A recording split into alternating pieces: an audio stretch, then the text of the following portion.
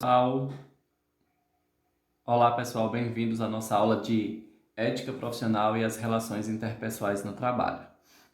Então gostaria de começar essa aula com o pensamento de Jovol, onde ele diz que a elegância é vestir-se da ética em todas as ocasiões.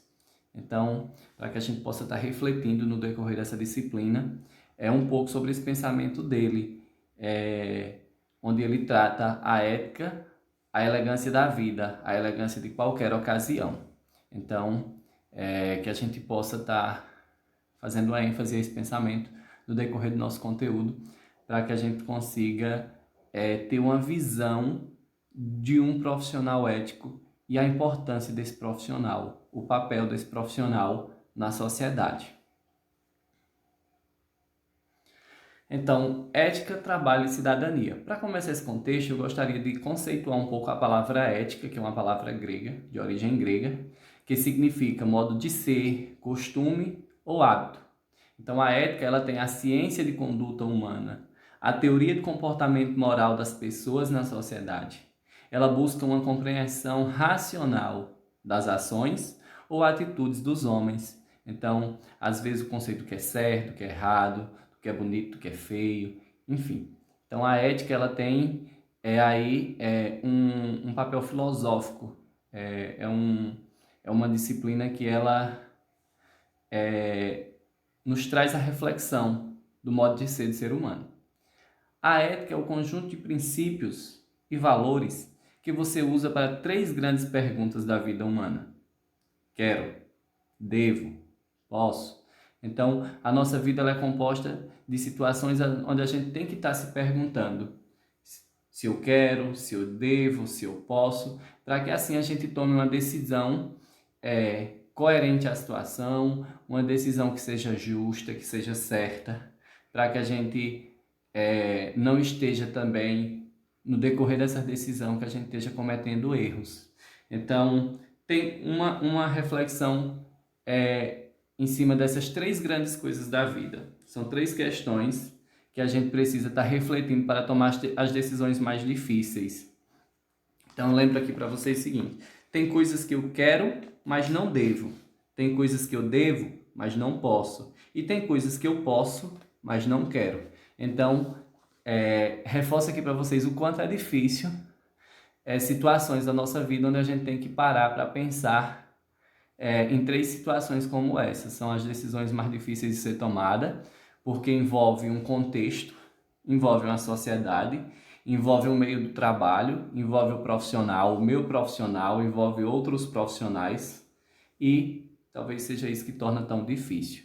Quando envolve o meu ser, a sociedade e o meu profissional, então são situações difíceis quando a gente tem o conceito de ser um profissional ético, de ser uma pessoa ética. A ética e a cidadania é parte da filosofia, ocupando-se com uma reflexão a respeito dos fundamentos da vida moral e social. Essa reflexão ela pode seguir as mais variadas direções, dependendo da concepção do homem que o torna como ponto de partida.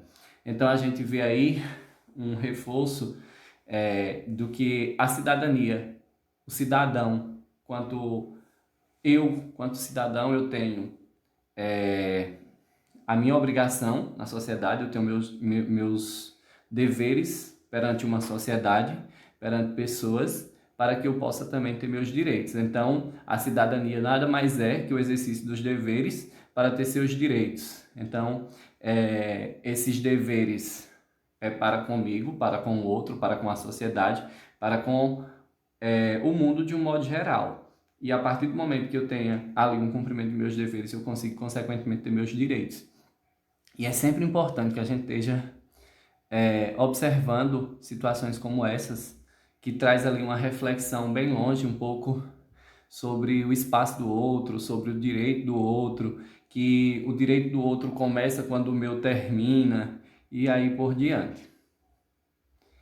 Já a ética e o trabalho, elas andam juntos. Eu costumo dizer que o profissional, um bom profissional, ele foi um bom filho, ele foi um bom cidadão, ele foi um bom aluno. Então, a partir do momento que eu aprendi para a vida, eu aprendo a ser um profissional, eu vou ser um profissional. Existem teorias, pensadores que afirmam em relação a uma boa criança, um bom adulto. Então, estou querendo dizer que nesse momento eu defendo uma linha como essa, em que se eu fui uma boa criança, se eu aprendi bem, eu vou executar bem. Lógico, tem controvérsias nessas situações, mas que a gente possa estar analisando situações como essas. Então, trabalhar envolve as relações sociais entre as pessoas, nas quais as questões éticas e profissionais aparecem. A gente vê isso diariamente. Situações em que até ao lhe cumprimentar, eu tenho que ser ético. Então, a partir do momento que eu lhe cumprimento, seja em casa, seja na rua, seja no trabalho, eu tenho que ser um profissional ético. Então, a gente vive uma sociedade em que as pessoas elas são muito diferentes, elas têm necessidades diferentes, elas têm realidades diferentes. E a ética ela tem que estar presente nesse momento. Às vezes um olhar ela transparece um pouco a falta de ética. E a ética ela é muito complexa nesse sentido. Principalmente a ética profissional. Às vezes, com um simples olhar, você transmite algo que você não queria.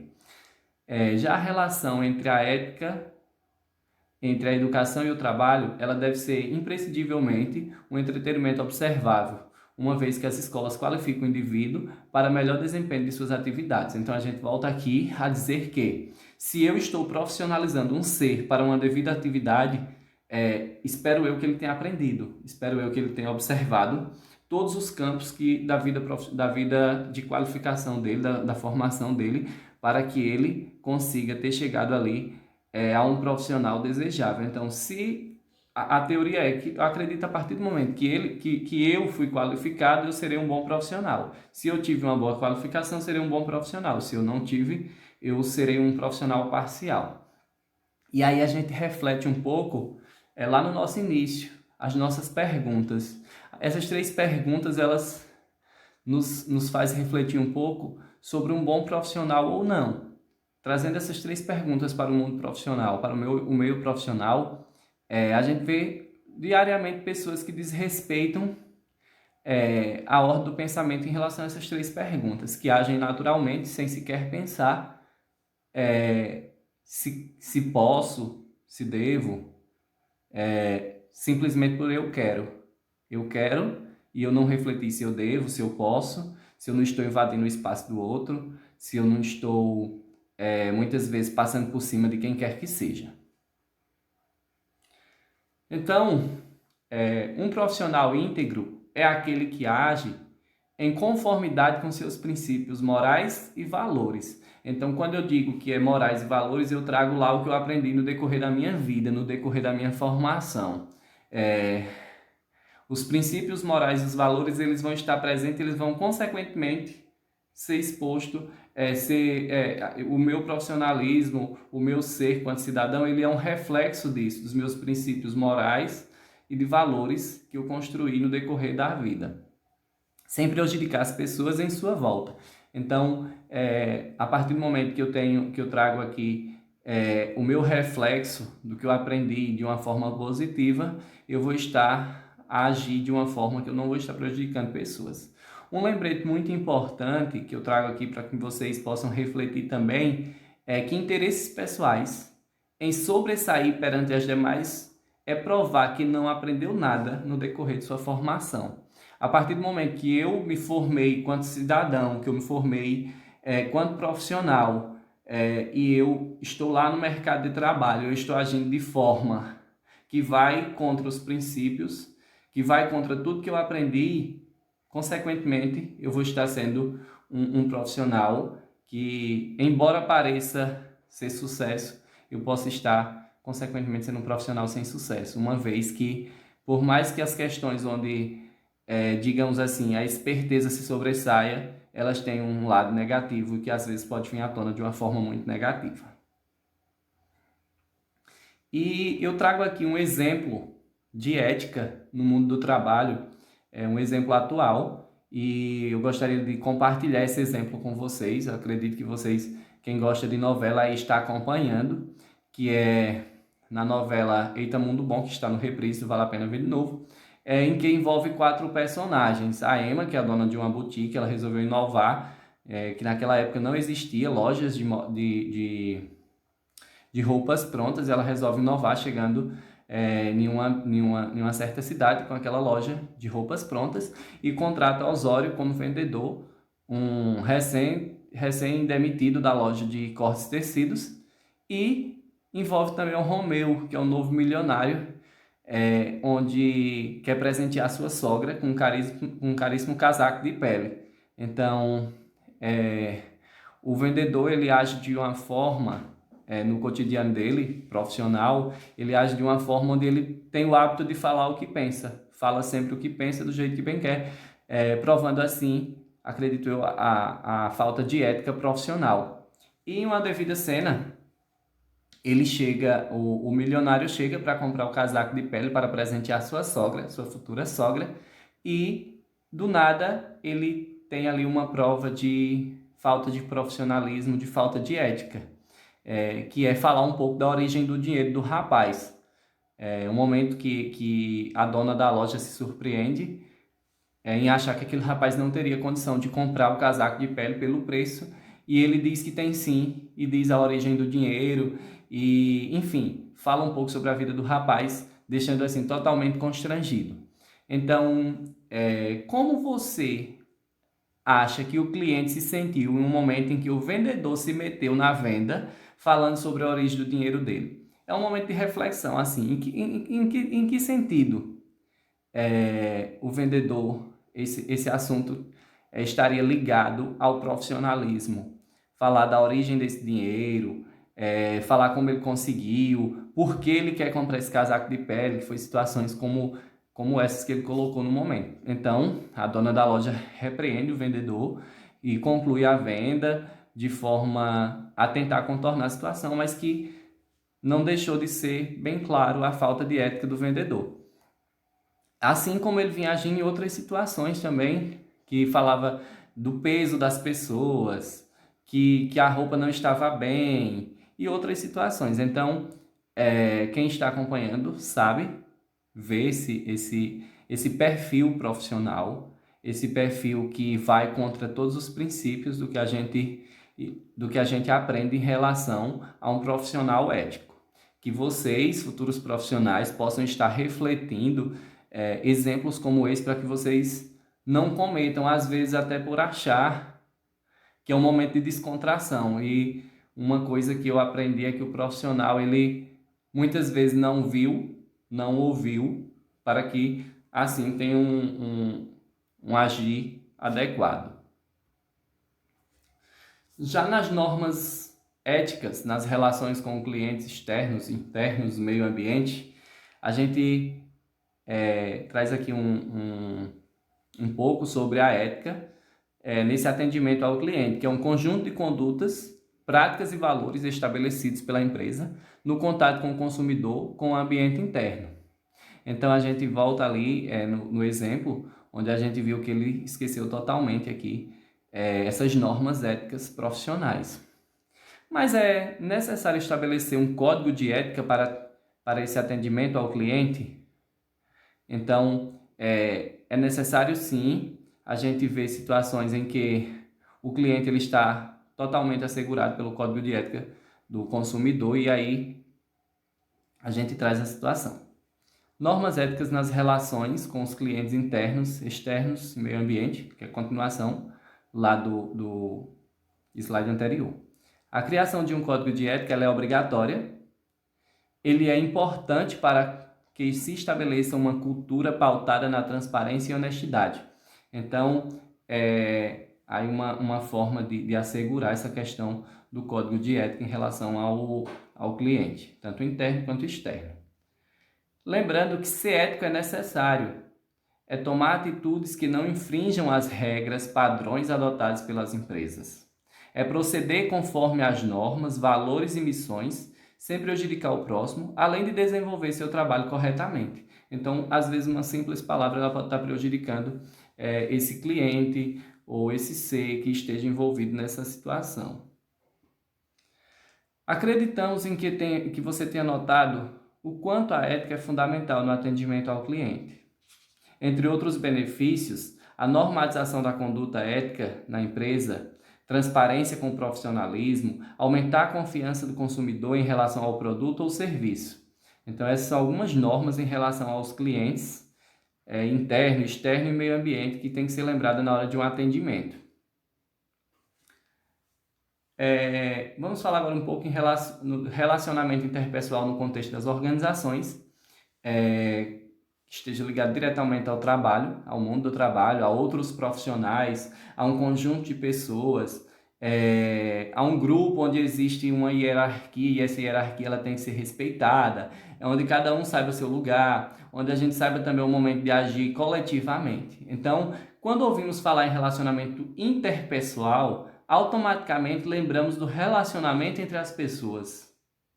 E está certo, está correto. Mas existe uma outra situação que tem que ser lembrada.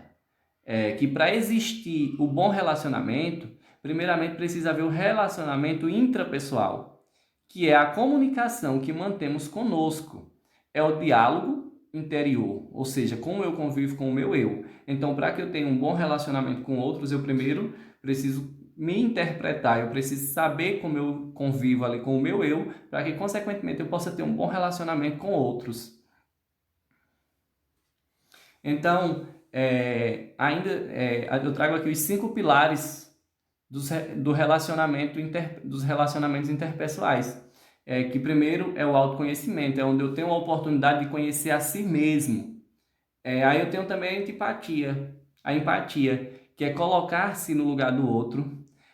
Tenho a assertividade, que é agir com segurança e firmeza em devidas situações, onde a gente diariamente tem que estar provando essa assertividade para mim, para o outro, enfim. E a cordialidade, que é demonstrar afeto,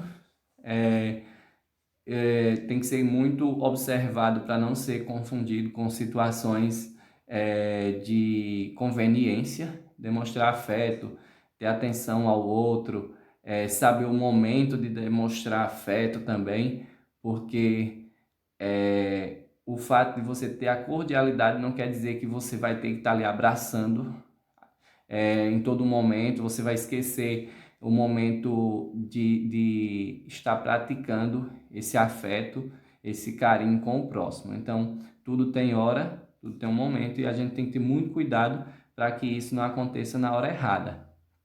E a ética, por fim, que é refletir os valores da sociedade. Então, a ética, ela traz, vocês vão acompanhar aí que no decorrer de toda a disciplina a gente vai estar voltando, todos os pontos elas retratam um pouco da ética, ela volta à ética, porque é o nosso eixo principal. Então, por fim, a ética ela vem a refletir valores da sociedade.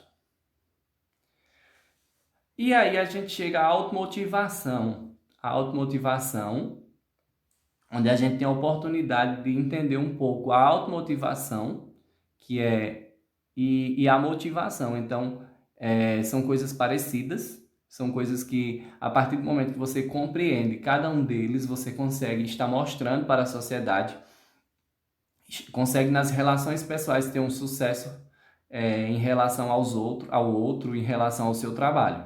Então, vamos lá. A automotivação é o impulso interno que nos faz agir para atingir os nossos objetivos. Quando estamos motivados, nós sentimos mais satisfeitos, melhoramos a nossa qualidade de vida. Que há a motivação intrínseca, que são os fatores internos para atender às nossas necessidades pessoais.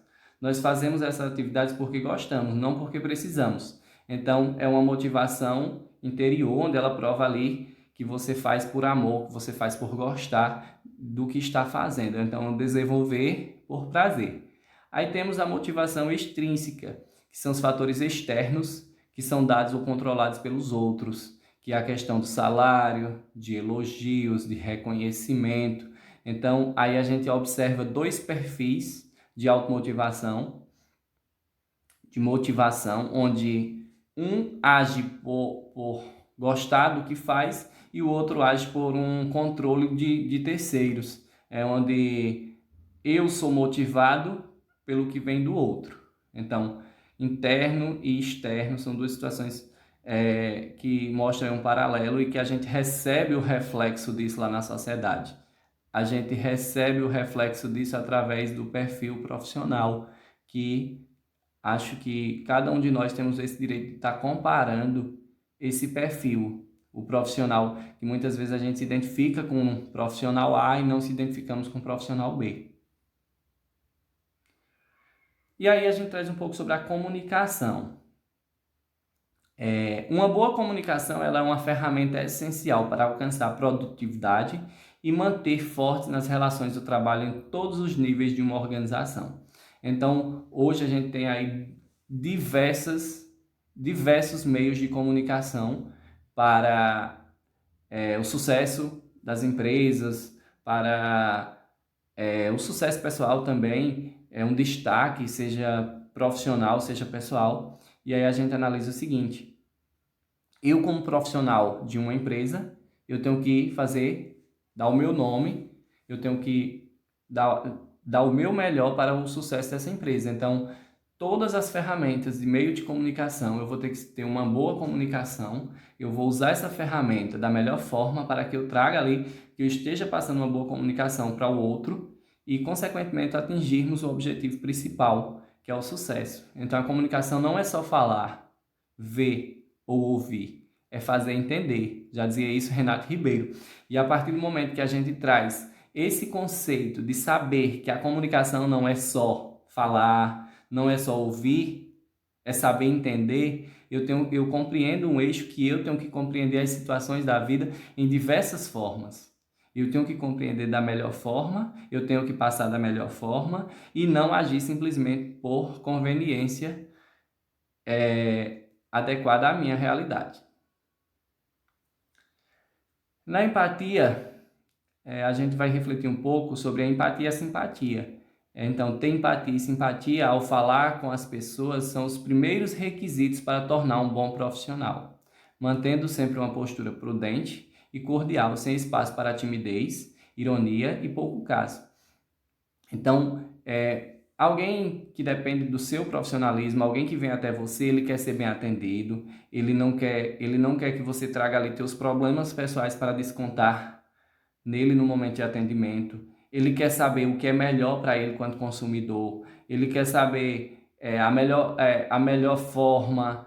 E aí a nossa obrigação é atender bem, é ter a empatia, simpatia, é receber bem, é ter uma informação clara, trazer o que a gente aprendeu lá da comunicação para esse momento, e aí a gente consegue ter um atendimento de forma que possa estar satisfazendo o cliente. Já as situações cotidianas serão variadas, que há clientes de todos os tipos com as solicitações diversas. Logo, cabe ao profissional saber ouvir, ter firmeza ao falar, atenção e controle de suas emoções.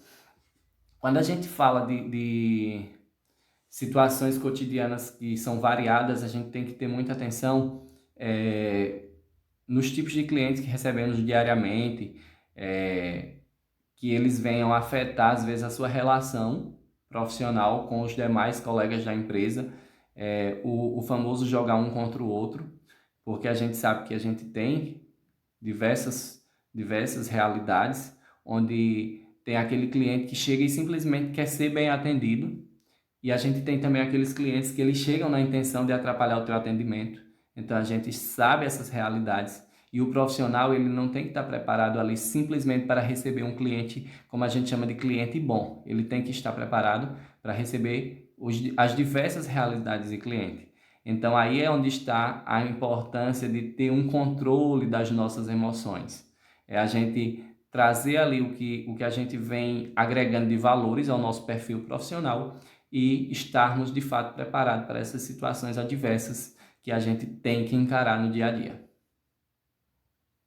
Então, eu queria lembrar para vocês que todas essas temáticas abordadas, elas fazem parte do nosso módulo, as temáticas de 1 a 6 do módulo da disciplina. Quero dizer para vocês que qualquer dúvida, recorram a esse módulo, aprofundem-se os estudos de vocês nos textos de apoio que faz parte desse módulo e aproveitem da melhor forma, estudem, leiam os textos e, no caso de dúvida, nos procurem. Não deixe de compartilhar dúvidas de vocês e bons estudos.